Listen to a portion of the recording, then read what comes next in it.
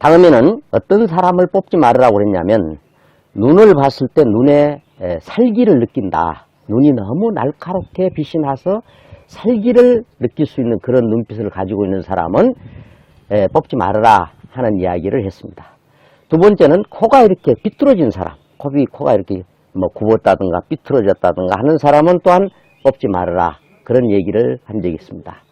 또 입이 삐뚤어진 사람, 입이 이렇게 삐뚤어져가, 입을 자기 본인은 다물었다고 다물었는데 한쪽 입술이 이렇게 들린 사람, 또 그런 사람은 말 실수를 하기 쉽다. 그래서 발음이 정확치 않다는 얘기가 아니고 말 그 내용이 실수하기 쉽다, 잘못 말하기 쉽다. 그래서 회사에 피해를 주기 쉬운 사람이다. 그런 사람은 뽑지 말아라 하는 얘기를 했습니다. 그 다음에 가장 중요한 것은 얼굴을 이렇게 반으로 나눠서 봤을 때 좌우 대칭이 되지 않는 사람 뽑지 말아라 그랬습니다. 좌우 대칭이 되지 않는다는 말은 무슨 말이냐면 얼굴에 그 판이 삐뚤어졌다는 얘기예요. 판이 이렇게 삐뚤어져 있다, 일그러졌다. 그런 경우를 어떻게 성형수술을 할 수 있습니까? 성형수술을 할 수 없어요. 그거 사실은 그렇게 무리하게 수술을 해도 다시 삐뚤어집니다. 그래서 제가 약속대로 그 부분을 어떻게 할 것이냐, 그렇게 틀어진 사람은 어떻게 할 것이냐 하는 그 부분에 대한 제가 팁을 드리도록 하겠습니다.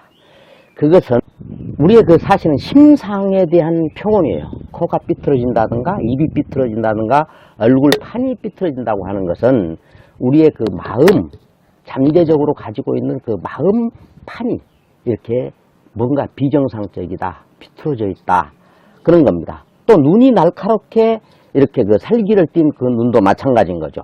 그 사람의 마음이 어떤 그 참 남을 위하는 마음, 사랑하는 마음, 인정을 베푸는 마음, 그런 마음들이 부족하기 때문에 그렇게 살기를 뜬 눈이 되기 쉽다. 그래서 그런 눈빛을 바꾸기 위해서는 어떻게 해야 될 것 같습니까? 그 사람의 마음을 바꿔야죠. 코가 삐뚤어진다고 하는 것도 불필요한 자존심, 불필요한 고집, 불필요한 그러한 내용을 가지고 있기 때문에 코가 삐뚤어지는 거예요. 입이 삐뚤어진 것도 마찬가지죠. 얼굴 판이 삐뚤어진 것도 마찬가지예요. 이것은 정형수술로 할 수 있는 그런 부분이 아니고 우리의 마음을 바꿔야 되는데, 마음을 바꾸기 위해서는 어떻게 해야 되겠어요? 마음을 바꿀 수 있는 그런 가치관을 가지고 있는 그런 지혜를 주는 그런 좋은 책을 읽는 것이 가장 중요합니다. 그래서 책을 눈으로 읽는 것보다는 그 책을 소리내서 읽는 것이 더 중요하고, 그 다음에 더 중요한 것은 입에, 우리가 그 커피숍에 가게 되면 납작한 그 빨대가 있잖아요. 그걸 입에다 끌고 그런 그 지혜를 줄 수 있는 좋은 말씀이 되어 있는 그런 내용의 책을 소리내서 읽는 거예요. 소리내서 읽을 때 자기가 자기 귀에 들릴 때 발음이 정확하게 나올 수 있도록 처음에는 천천히 읽으면서 점점 빨리 읽을 때 빨대를 끼고도 정확하게 발음이 될 수 있도록 그렇게 계속해서 읽으면 이 악관절 또는 그 대칭이 안 된 거, 심지어는 코가 삐뚤어진 것이 바로 서게 됩니다. 이건 내가 장담을 왜 계속해서 내가 실험을 했었으니까. 그런 책 중에 내가 추천하고 싶은 것은 첫 번째 강의에서도 제가 얘기를 했습니다만은, 그런 것을 그 소리내서 읽을 때 구어체로 잘 써 있어야 된다. 그런 책을 읽으면서 자기도 모르는 사이에 자기의 가치관이 업그레이드 되고 자기의 가치관에 변화가 있어야 돼. 다시 말해서 인성교육적인 효과가 있는 책을 읽어야 된다 하는 그런 얘기죠. 그런 책 중에 내가 추천하고 싶은 것은 그 문선명 선생의 평화를 사랑하는 세계인이라는 자서전이 있어요. 내가 그 자서전을 읽어봤을 때 내용이 너무 좋은 거야. 거기에는 우리가 괜히 그 선입관을 갖기 쉬운데 무슨 통일교 교리가 거기에 쓰여있다든가 전혀 그런 게 없습니다. 그분이 어떤 외국에 가서 저 남미의 사람들을 또는 아프리카 사람들을, 저는 또 그 구속에 당하고 있는 그런 사람들을 구하기 위해서 본인이 어떻게 활동을 했는가, 어떤 노력을 했는가. 내가 그 책을 읽으면서 저렇게 하기 때문에 세계 사람들로부터 그 사람들의 마음을 얻었구나, 이런 것을 발견할 수 있었습니다. 그렇기 때문에 그 책을 읽지 않는 한 나는 그 리더십에 대해서 얘기하지 말아라.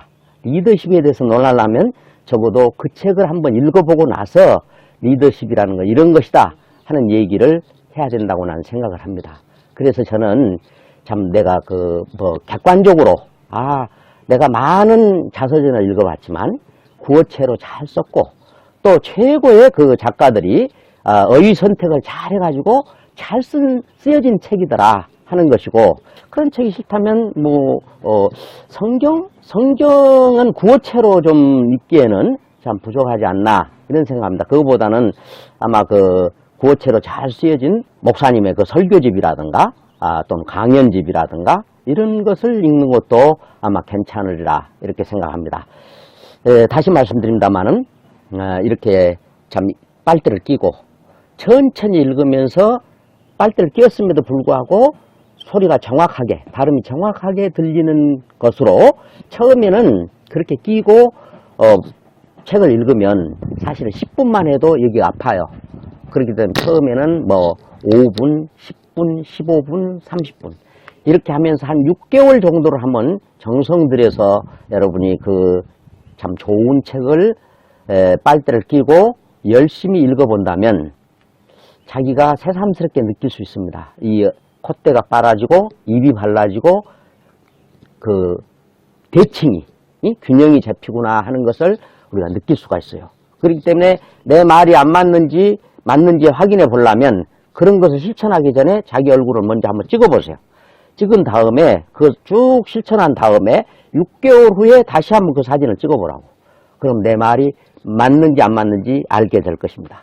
그래서 저는 그렇게 자기 눈빛이 지금 살기가 드는 눈빛인지, 코가 삐뚤어졌는지, 입이 삐뚤어졌는지, 심지어는 얼굴팔이 삐뚤어진 요것은 우리가 성형을 통해서도 할 수 없는데 그런 좋은 책을 소리내서 빨대를 끼고 6개월 이상 해보면 이것이 정상으로 제대로 잡힌다. 이걸 내가 장담하고 또 이렇게 저는 이것을 팁 중에서도 아주 로얄 꿀팁이라고 내 생각을 합니다.